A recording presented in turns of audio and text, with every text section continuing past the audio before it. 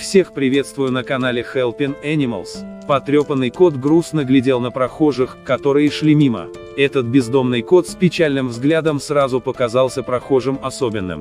Его шея была покрыта странными повреждениями, а шерсть отсутствовала в некоторых местах и торчала в разные стороны. Бедняга бродил по улицам городка Крайстчерч в Новой Зеландии.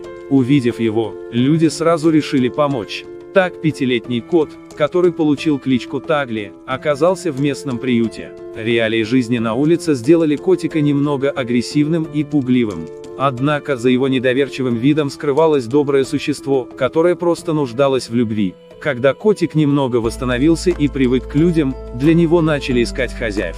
Сотрудники приюта волновались о том, что для грустного кота долго будут подыскивать семью. Но все оказалось гораздо быстрее. Увидев фотографии Тагли в сети, одна женщина сразу написала в приют. Женщина по имени Кэтрин сразу обратила внимание на котика. Сначала я подумала, что ему около 10 лет. Оказалось, я была не права, но он выглядел таким грустным и потрепанным по сравнению с другими, что я решила, я должна его забрать.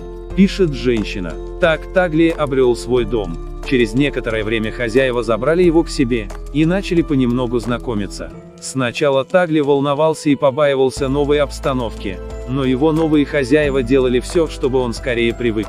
Ему просто нужно было время. Спустя несколько недель ситуация уже изменилась. Спасибо за просмотр. Подписывайтесь на канал, ставьте лайк, оставляйте свой комментарий и прожимайте колокольчик, чтобы не пропустить новые истории.